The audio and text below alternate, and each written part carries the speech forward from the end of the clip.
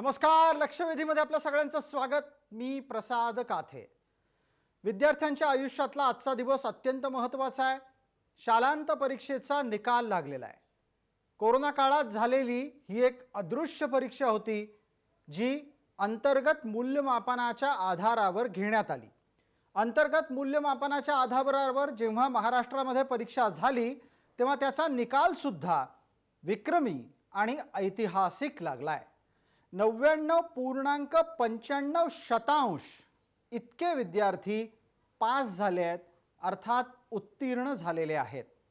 आता त्या बिचाऱ्या 0.05% विद्यार्थ्यांनी काय घोडं मारलं होतं हे परमेश्वरालाच ठाऊक की त्यांच्या नशिबात इतक्या सहजगत्या उत्तीर्ण झालेल्या परिस्थितीत सुद्धा नापास असल्याचा शिक्का भाळी आलेला आहे.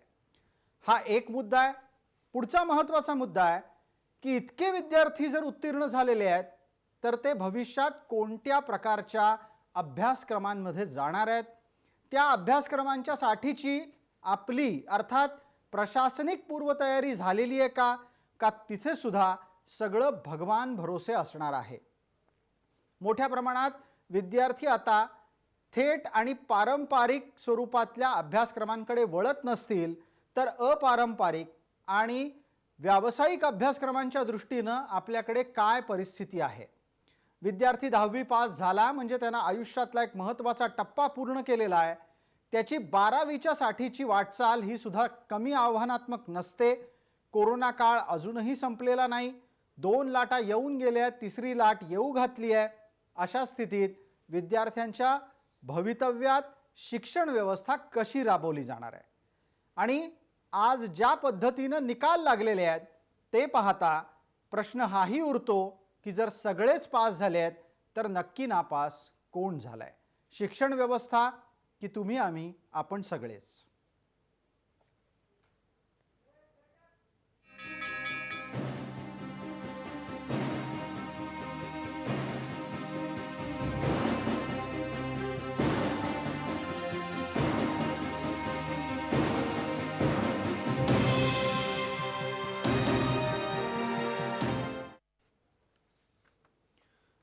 आजच्या आपल्या चर्चेत सहभागी होणाऱ्या मान्यवरांचा आपल्याला पटकन परिचय करून देतो. आपल्या सोबत आहेत मवियाच्या प्रतिनिधी आणि काँग्रेसच्या प्रवक्त्या नीलाताई लिमये. आपल्यासोबत भारतीय जनता पार्टीच्या प्रतिनिधी प्रवक्ता या नात्यानं आरतीताई पुगावकर आहेत. संस्था चालकांचे प्रतिनिधी म्हणून रवींद्र फडणवीस आपल्यासोबत आहेत नागपूरहून. सर्व मान्यवरांचं आपण चर्चेमध्ये स्वागत करूयात. आजच्या निकालाच्या संदर्भात खरी गोष्ट निकालानंतर सुरू होणार आहे आणि ती आहे प्रवेशाच्या आव्हानाची. संस्था चालकांचे प्रतिनिधी म्हणून रवींद्र फडणवीस यांनी यावर अधिक प्रकाश टाकावा. आपल्याकडे ज्युनियर कॉलेज, कनिष्ठ महाविद्यालयातल्या पुरेशा जागा आहेत का? इतर अभ्यासक्रमांच्या दृष्टीनं काय आव्हानं उभी राहणार आहेत? 99.95% विद्यार्थी जर पास झालेले असतील, उत्तीर्ण झालेले असतील तर त्यांच्यासाठी येत्या काळात काय तयारी सरकारी पातळीवर व्हायला हवी? नमस्कार. 99.95 रिझल्ट अभूतपूर्व असा लागलेला आहे. साधारणतः 16 लाख विद्यार्थी या परीक्षेमध्ये पास झालेले आहे. आता आपण जो प्रश्न समोर केला की यांचं भविष्य काय, 12 लाख जागा आहेत सगळ्या मिळून. बिलकुल सगळ्या 11वी 12वी ITI पॉलिटेक्निक वगैरे सगळ्या धरून 12 लाख जागा आहेत. 4 लाख जागांचं नियोजन कसं करणार आहे याबद्दल अजूनही प्रशासन झोपेत आहे. याच्याबद्दलचा काय त्यांनी योजना केलेल्या आहेत या जनतेसमोर किंवा आमच्याही समोर कधी मांडलेल्या नाही आहेत. आपल्या इच्छा प्रशासनाला तहान लागल्यावर विहीर खोदायची पहिलेपासूनची सवय आहे. आता हे जे पोरं आहेत यांची ऍडमिशन कशी होणार, काय होणार, ऍडमिशनचं प्रोसिजर काय राहणार याच्याबद्दलचा खुलासा अजूनपर्यंत झालेला नाही. फडणवीसजी, आपल्याला मी मध्ये थांबून एक प्रश्न याच निमित्तानं विचारतो की कुठल्या ऍडमिशनच्या साठी सगळ्यात जास्त मारामारी होणं शक्य आहे आणि त्या प्रकारच्या ऍडमिशनच्या साठी सरकारकडून काय अपेक्षित एव्हाना व्हायला हवं होतं? 11वी 12वीच्या ज्या ऍडमिशन्स आहेत त्यातल्या त्यात विज्ञान स्ट्रीमला, या विज्ञान स्ट्रीम साठी मारामारी जबरदस्त होणार आहे. त्यातल्या त्यात मुंबई, पुणे, औरंगाबाद, अमरावती, नागपूर ज्या ठिकाणी महानगरपालिका आहेत त्या ठिकाणी केंद्रीय परीक्षा समितीच्या मार्फत ऍडमिशन होतात. दरवर्षीपर्यंत आतापर्यंत आपण असं लक्षात आलेलं आहे की या केंद्रीय परीक्षा समितीमध्ये पूर्णतः ऍडमिशन कधीच होत नाही. आणि याच्यामध्ये जे कॉलेजेसचा टायअप नावाचा प्रकार आहे ट्युशन क्लासेसचा, त्या लोकांनी तर आतापासून ऍडमिशन करून टाकले आहेत. कारण ते सांगतात आहे की आम्ही सीईटी घेणार आहोत, पण सीईटी ऑप्शनल आहे. त्यामुळे मॅक्झिमम पोरं न बसता या टायअपच्या माध्यमातून 11वी-12वीला ऍडमिशन करतील. अगदी रवींद्र फडणवीस, आपण सीईटीच्या संदर्भातला सुद्धा मुद्दा मांडलात. मी चर्चेला आणखीन पुढे नेतो आणि पटकन पुढचा प्रश्न नीलाताई लिमयेंना विचारतो. नीलाताई, परिस्थिती आता संस्था चालकांचे प्रतिनिधी या नात्यानं रवींद्र फडणवीसांनी जी मांडली ती तुमच्यापर्यंत पोहोचलेली असेलच. मला तुमच्याकडून अपेक्षित उत्तर असं आहे की ज्या अडचणी मांडल्या गेलेल्या आहेत त्याची उत्तरं शोधायला सुरुवात झाली आहे का? आम्हाला थोडासा वेळ द्या, हे राज्याच्या प्रशासकीय प्रमुखांचं उत्तर शिक्षण विभाग पण घेणं चालू ठेवणार आहे. सर्वप्रथम प्रसादजी, आपल्या वृत्तवाहिनीच्या माध्यमातून जे विद्यार्थी आज उत्तीर्ण झाले त्यांचं मी मनपूर्वक अभिनंदन करते. खूप कठीण काळामध्ये ते ऑनलाईन शिकले. 30, 20, 50 असं सगळं टक्केवारी होती, त्याच्यातनं पार करून ते पास झालेले आहेत. भले रिझल्ट खूप मोठा लागलेला आहे आपल्याला दिसतंय, पण मला असं वाटतं की अभूतपूर्व अशी ही परिस्थिती खरंच आहे. निकाल जसा अभूतपूर्व आहे तसा आरोग्याची अतिशय विचित्र अशी परिस्थिती मागच्या 1.5 वर्षापासून आपण अनुभवतो आहोत, जगभर अनुभवतो आहोत. त्यामुळे ही स्थिती आलेली.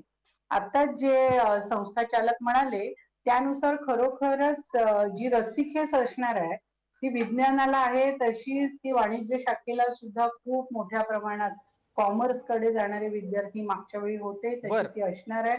पण सीईटी जी कॉमन एंट्रन्स एक्झाम, ही टेस्ट जी अनेक वर्ष घेतली जाते, मला असं वाटतं ती 21 ऑगस्टच्या आसपास, 20 ऑगस्टच्या आसपास होणार असं साधारण आता दिसत आहे. आपण जे म्हणता आहात नीलाताई, आपण म्हणता आहात की 21 ऑगस्टच्या आसपास सीईटी होईल, मग त्यानंतर 11वी-12वीचे प्रवेश सुरू करणार आहोत का आपण? 11वी-12वीच्या प्रवेशाच्या बाबतीत अत्यंत संवेदनशीलरित्या तात्काळ काही पावलं टाकली जाणार आहेत का आपण सीईटीच्या निकालापर्यंत थांबणार आहोत? आता असं आहे, हा निर्णय तर प्रशासन घेईल. प्रशासन काही या सरकारमुळे आलेलं नाही. अनेक वर्ष जे लोक शिक्षण विभागात काम करतात आणि जे निकाल वेगवेगळ्या वर्षी लागतात त्या रीतीने ते घेतील. पण मला दिसतंय असं, किंवा जी वृत्तपत्रातनं चर्चा येते त्यानुसार असं आहे की ही जी रसिक आहे, आता त्यांनी जो मुद्दा मांडला तो खूप महत्वाचा आहे की जणू काही आधी क्लासेसनाच कळतं. जे खाजगी क्लास चालवतात त्यांनाच आधी कळलेलं असतं काय होणार आहे. जसं शेअर मार्केटला अर्थशास्त्राचं पुढे काय होणार आहे हे कळतं, त्या रीतीने ते त्यांच्याकडनं सिग्नल असा दिसतोय की आता ऍडमिशन होणार आहे. म्हणजे प्रशासन आता हा सगळा विषय त्या कोचिंग क्लासेसच्या अर्थकारणाशी जास्त जोडलेला नसावा का? रवींद्रजी त्या निमित्ताने बोलतील. आपण आरती पुगावकरांकडे जाऊ. आधी रवींद्र फडणवीस, आपण सांगावं. तुम्ही मांडलेला मुद्दा बरोबर आहे, हे सगळं अर्थकारणाशी आहे. खाजगीकरण एका रीतीने झालं तेव्हापासून हा जोडलेला आहे. बर, एक मिनिट. खाजगीकरणाच्या आधी आहे, ऐकून घ्या, हे खाजगीकरणाच्या आधीपासून आहे. मला असं वाटतं कॉमन सरकारने लिमय मॅडम, मी बोलत असताना तुम्ही जर मध्ये बोलत असाल तर मग मी बोलणं थांबवतो. नीलाताई थांबल्या, म्हणजे लक्षातच आलं नाही आपण बोलताय, लक्षात आलं नाही. ठीक आहे, नीलाताई थांबल्यात. रवीजी आपण बोलावं. आता त्यांनी जो मुद्दा मांडला खाजगीकरणाचा, हा खाजगीकरणाचा मुद्दा आतापासून हे झालेला नाही. सरकारने आधी बिनाअनुदानित, मग कायम बिनाअनुदानित आणि 2001 पासून स्वयं अर्थशासित कॉलेजेसचं पीक काढलं. याच्या मागचं कारण आता त्यांनी जे कोर्टामध्ये अफिडेव्हिट केलेलं आहे त्याच्यातनं ते सहज दिसत आहे. नागपूर बेंचला आमची एक केस चालू आहे कंटेम्पची, त्याच्यामध्ये सरकारी ऍफिडेव्हिट फाईल केला आहे की याच्यानंतर आम्ही अनुदान देऊ शकणार नाही. आता हे अनुदान द्यायचं नाही म्हणून शिक्षणातून आपला हात काढून घ्यायची सरकारची तयारी साधारणतः 90 पासून सुरू झालेली आहे.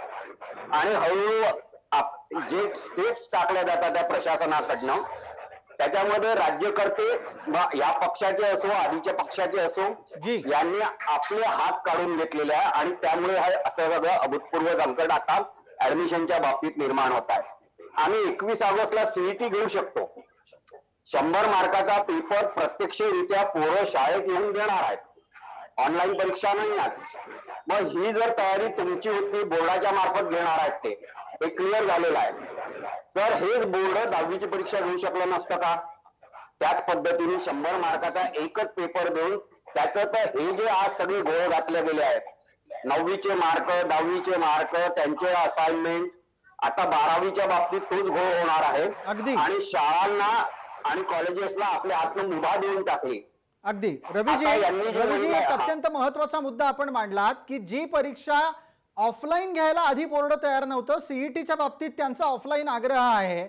मला या निमित्तानं आरती पुगावकरांना विचारायचं आहे. आरती पुगावकर, धोरणातला हा सावळा गोंधळ असा 10वी नंतर 12वीला, 12वी नंतर इतर अभ्यासक्रमांना चालू राहणार, मुलं भगवान भरोसे आहेत आता. अगदीच प्रसादजी, सगळ्यात आधी मला वाटतं आज आपल्या चर्चेचा जो विषय आहे, तुमची जी टॅगलाईन आहे आपल्या चॅनलची, की जर सगळे पास झाले तर नापास कोण? मला असं वाटतं या सगळ्यामध्ये अगदी सपशेलरित्या प्रशासन, महाविकास आघाडी, शिक्षण विभाग हे नापास झालेले आहेत. कारण मुद्दा हाच की जर तुम्ही सीईटी घेण्याची तयारी दाखवताय तर 10वीची परीक्षा आपल्याला 100 मार्काचं, जसं रवींद्र सरांनी सांगितलं, अगदीच घेता येऊ शकली असती. कारण असे बरेच, सीईटी म्हणजे काय असतं? सीईटी मध्ये आपण जे विषय शिकतोय ते सगळे एकत्रित करून एक प्रश्नपत्रिकेचा संच तयार झालेला असतो, किंवा अगदी फार फार तर 2 किंवा 3 प्रश्नपत्रिका असतात. बिलकुल. तर अगदी तसं करता येऊ शकलं असतं. परंतु जसं तुम्ही म्हटलं की शिक्षण विभागाचा, म्हणजे आपण त्याला म्हणू ना की ह्या विभागाला धोरणच नाहीये कसलं, की कोरोनाची परिस्थिती, पॅन्डेमिक, हे मी नेहमी सांगते की मार्च 2020 पासून सुरू झाली आहे. नाही, आणि त्याच्या अगदीच आपण आरोग्याला जोडीला एक गोष्ट आरतीजी आपण लक्षात घ्या, परीक्षा आता येत्या काही दिवसांमध्ये होणार आहे. महाराष्ट्र आणि केरळातल्या कोरोनाच्या बाबतीमध्ये परिस्थिती चिंताजनक आहे. हे लक्षात असताना आपण आता ऑफलाईन परीक्षेच्या दृष्टीनं पावलं टाकायला लागलेलो आहोत. आरती पुगावकर, या सगळ्या अशा निर्णयांच्या अंमलबजावणीच्या आधी त्यांची व्यवहार्यता का तपासली जात नसावी? हाच गोंधळ कायम शिक्षण विभागाकडून केला जातोय. आणि मला असं वाटतंय की त्यांना सूचना देणारे जे सरकार दरबारी बसलेले आहेत त्यांच्याकडून काही विचार होतोय की नाही, की सगळं प्रशासनाच्या जीवावर सोडून हे सत्ताकर्ते बसलेले आहेत, याच्यामध्ये निर्णय कोणी घ्यायला पाहिजे? शिक्षण मंत्री म्हणून काहीतरी रोल असला पाहिजे की नाही, की प्रत्येक निर्णय बाबा मुख्यमंत्री साहेब घेणार आहेत असं म्हणून आपण प्रत्येक याच्यातनं अंग झटकायचं काम या शिक्षण मंत्र्यांकडून आणि शिक्षण विभागाकडून चाललेलं आहे. आणि प्रशासनाच्या भरोसे, तुम्ही म्हणताय भगवान भरोसे, नीलाताईंनी सांगितलं प्रशासन वर्षानुवर्षे काम करतंय. अहो पण त्यांना चालवणारे हे सत्ताकर्ते असतात ना, त्यांना ऑर्डर्स देणारे सत्ताकर्ते असतात आणि त्यांच्याकडून कुठेतरी चूक होते हे आपल्याला मान्य केलंच पाहिजे. आणि जसं आपण नेहमी म्हणतोय की प्रशासनाकडून होणाऱ्या या चुका सांभाळायच्या कशा, कोणी सांभाळायच्या, आणि त्याही पलीकडे नीला लिमये, याच्यामुळे विद्यार्थ्यांच्या करिअरवर होणाऱ्या परिणामांसाठी जबाबदार कोणाला ठरवायचं?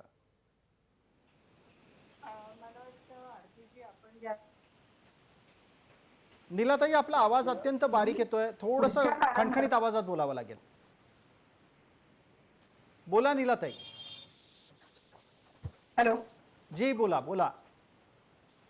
येतोय का आता आवाज? बिलकुल येतोय, आता एकदम नीट आवाज येतोय, बोला. म्हणत होते की जेव्हा मी म्हंटल की ऍडमिनिस्ट्रेशन ठरवेल, याचा अर्थ सगळं ऍडमिनिस्ट्रेशन नाही, आपण तारखांबद्दल बोलत होतो आणि प्रत्यक्षात कसं होईल, कसे आयोजन होईल याच्याबद्दल बोलत होतो.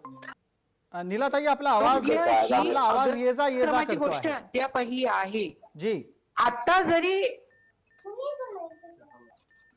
हॅलो, काही तांत्रिक कारणांमुळे आवाज आपला ये जा करतो आहे. मी आपल्याला परत संधी देतो. या ज्या काही तांत्रिक अडचणी आहेत त्या आपण दुरुस्त करून घेऊयात. मला आरती पुगावकर यांच्या पर्यंत प्रश्न न्यायचा आहे. आरती पुगावकर, प्रशासनिक जबाबदाऱ्यांमध्ये सुद्धा कोण जबाबदारी घेताना दिसतंय? प्रशासनामध्ये सुद्धा जबाबदारी ढकलण्याचंच प्रकरण आहे. मंत्र्यांनी सांगितलं, मुख्यमंत्र्यांनी सांगितलं, अशाच प्रकारची एका पाठोपाठ एक उत्तरं समोर येत आहेत. अगदीच अगदीच हा गोंधळ आपण बघतोय आणि आपण पाहिलं की जेव्हा जेव्हा शिक्षण मंत्री हे संवाद साधायला माध्यमांसमोर येत आहेत, जनतेशी संवाद साधतायत, तेव्हा दुर्दैवानं त्यांच्यामध्ये कुठेही एक ठाम निर्णय घेण्याची क्षमता ही दिसत नाही आहे. कारण त्यांचं सगळं एकमेकांवर ढकलणं सुरू आहे आणि त्याचाच गैरफायदा प्रशासनाकडून घेतला जातोय का हेही तपासणं फार गरजेचं आहे.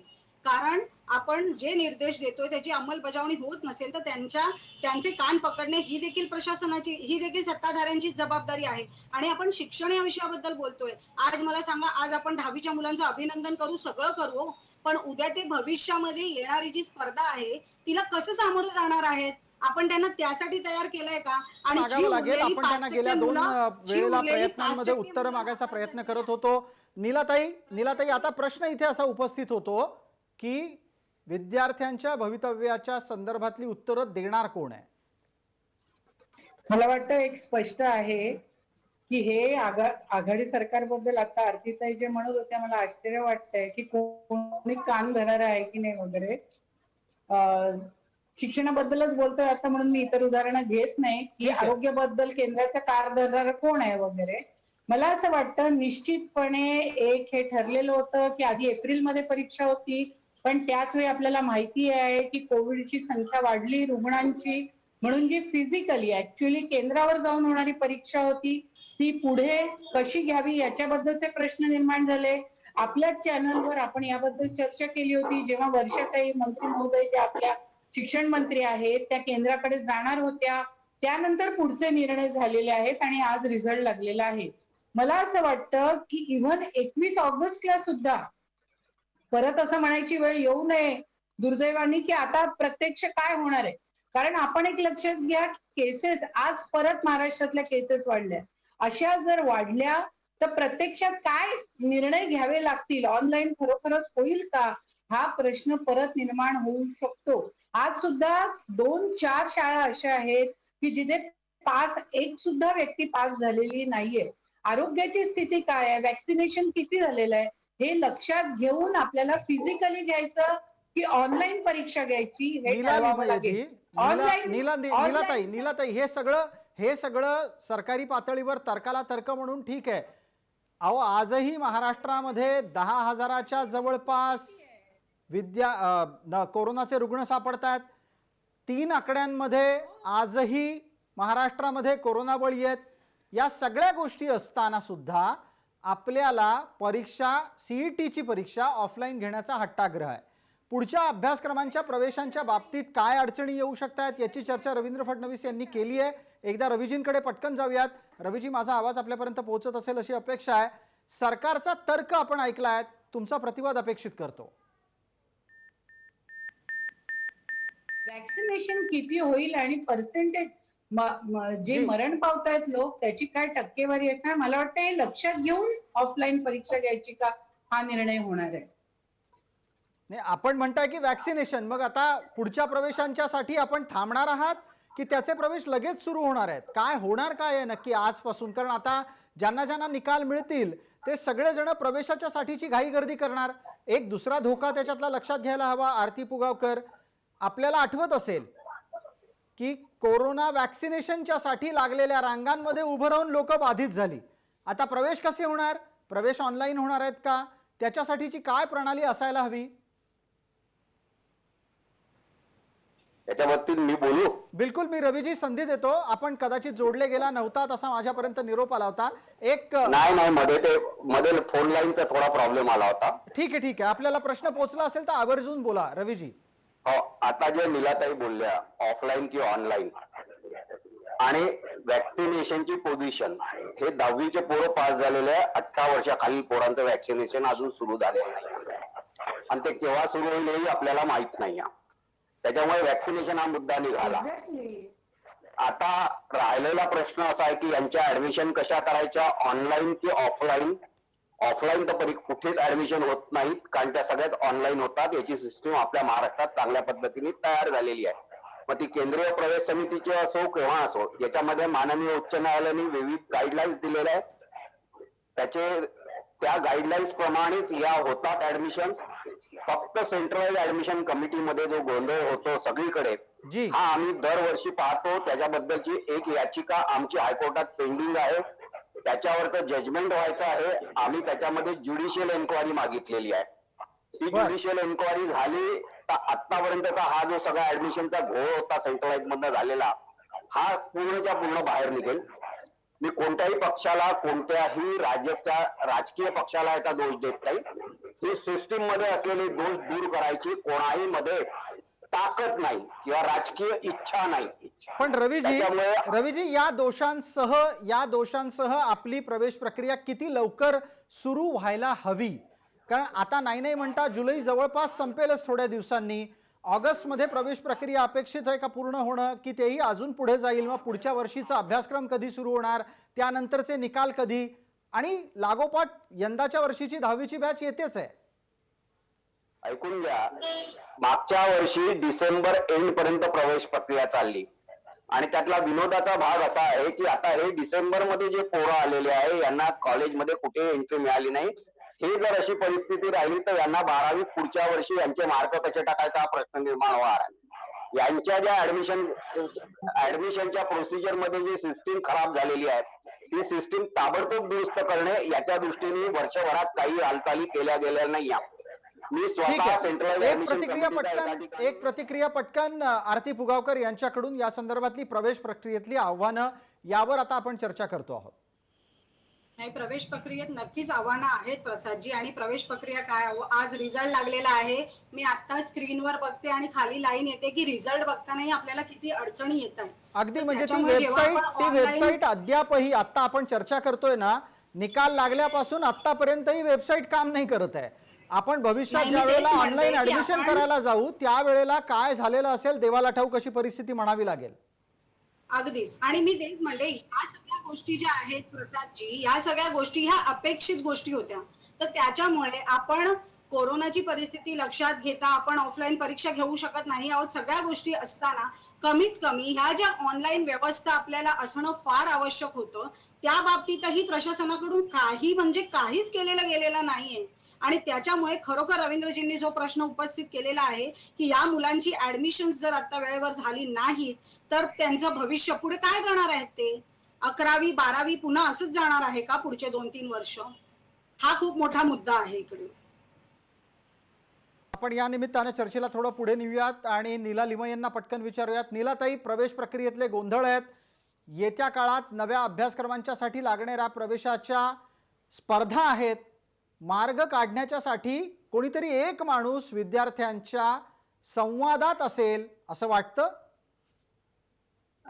मला वाटतं प्रसादजी, आता जे संस्था चालक आहे तिकडे त्यांनी जो प्रश्न उपस्थित केला तो परीक्षा झाल्यानंतरचे प्रवेश हा जो मुद्दा आहे हा खरं म्हणजे वर्षानुवर्ष, आणि ते म्हणाले त्याच्याशी मी पूर्ण सहमत आहे की सिस्टीम मध्ये त्याची जी गती आहे ना ती कायमच मागे राहिलेली आहे. कोणतंही सरकार असू दे, निकाल लागण्याची प्रक्रिया मागे राहिलेली आहे. कोरोनामध्ये ती अधिक झाली हे आपल्याला दिसतं. आता त्याच्यातल्या मुळाशी जर पाहिलं तर एकूण शिक्षण या विषयावर आपण किती बजेट देतो, त्याच्यावर किती पैसा टाकतो, हा सुद्धा प्रत्येक प्रशासनाने, प्रत्येक राज्याने विचार करायचा मुद्दा आहे. ते बजेट काही आपण फार वाढवत नाही आणि त्यातनं मग नीलाताई, आपला संपर्क तुटतोय. आपण शिक्षणावरील अर्थसंकल्पीय खर्चाचा विषय काढलात. 2.5-3% पलीकडे दुर्दैवानं यातला खर्च कधी जाताना दिसत नाही. हाही विषय चिंतेचा आहेच. मी आपल्याला ज्या विषयावर आपल्याला बोलवू इच्छित आहे तो आहे प्रवेश प्रक्रियेतल्या घोळाचा आणि येऊ घातलेल्या आव्हानांचा. यातला महत्त्वाचा मुद्दा आहे की संवादात कोण आहे, विद्यार्थ्यांना धीर देण्याची जबाबदारी कोण घेणार आहे? इथे शिक्षण मंत्री आमच्याच सहज संवादात येत नाहीत. विद्यार्थ्यांना सल्ला द्यायला, मार्गदर्शन करायला, समुपदेशन करायला असणार कोण आहे? मला वाटतं शिक्षण मंत्र्यांनी, वर्षाताईंनी सुरुवातीपासूनच अंगणवाडी बालवाड्याच्या लोकांच्या वेगळ्या मीटिंग घेतल्या होत्या, संस्था चालकांच्या वेगळ्या मीटिंग घेतलेल्या आहेत, त्यातनच सूचना घेतलेल्या आहेत. किती ऐकून घ्या आपण रवींद्रजी, जे मला माहिती आहे ते मी सांगते. आता त्यात सगळ्यांना बोलवलं होतं का कोणाला बोलवलं होतं ते मला माहिती. फक्त मुद्दा असा आहे की त्याच्यामध्ये या सूचना घेण्यात आल्या होत्या, जर आपण ऑनलाईन परीक्षा नाही घेतली म्हणजे अशा रीतीने 30, 20, 50 अशी नाही घेतली तर प्रत्यक्षात जी मुलं शाळेत जाऊच शकली नाही ती ऑनलाईन परीक्षा तरी कशी देतील? मग नेट असेल का तिकडे? असे संपर्काचं साधन असेल का? असे सगळे प्रश्न होते. त्याच्यानंतर 30, 20, 50 आत्ताच्या घडीला नीलाताई, आपण जे सांगता आहात की शिक्षण मंत्री आपल्या पद्धतीनं प्रयत्न करतायत, रवीजी आपल्याकडून 30 सेकंदात पटकन उत्तर. बघा, नीलाजी जे म्हणाल्या संस्था चालकांशी शिक्षण मंत्री मुळातच बोलायला तयार नाही आहेत. मी स्वतः त्या सल्लागार कमिटी होतो. मुख्यमंत्र्यांनी एक बैठक घेतली, त्याच्यानंतर पूर्ण 1.5 वर्षात सल्लागार समितीची व्यवस्थापनाच्या कधीही बैठक झालेली नाही. आता राहिलेला प्रश्न आहे, तुम्ही जो अर्थकारणाचा म्हणाला, बजेटवर पूर्णतः कधीच प्रोव्हिजन कोणत्याही सरकारने केली नाही. शालेय शिक्षणाबद्दल यांची ऐकून घ्या मॅडम, यांची जी भूमिका आहे, आम्ही शिक्षणावर खर्च करतो, हा खर्च नावाचा शब्द जोपर्यंत निघत नाही तोपर्यंत शिक्षणाकडे पाहायचा पॉझिटिव्हिटी येणार नाही. सगळे राज्यकर्ते हे विचारले आहेत की ही इन्व्हेस्टमेंट आहे, बरोबर, आणि ही इन्व्हेस्टमेंट वाढवायची की कमी करायची याचं धोरण यांना ठरवता येत नाही. मी आजपर्यंत 4 मुख्यमंत्र्यांच्या बैठकीत गेलेलो आहोत आणि आम्ही भांडून कसं तरी अनुदान सुरू ठेवलेलं आहे. यासाठी कोर्टात गेलो, चळवळ केली, आणि आज परत त्यांनी कोर्टामध्ये फाईल केलेला आहे की आम्ही अनुदान बंद करतोय. ही जर अशी दर्शवून वृत्ती राहिली तर महाराष्ट्रातल्या शिक्षणाचा बट्ट्याबोळ झाल्याशिवाय राहणार नाही. ठीक आहे रवीजी, आपण थेट आणि स्पष्टपणे आपली भूमिका मांडलीत, धन्यवाद त्यासाठी. आणि वेळमर्यादेपोटी या चर्चेला आपण इथंच थांबवतोय. आपण सर्व मान्यवर या चर्चेमध्ये सहभागी झालात त्याबद्दल आपले हार्दिक आभार. सर्व प्रेक्षकांना जय महाराष्ट्र.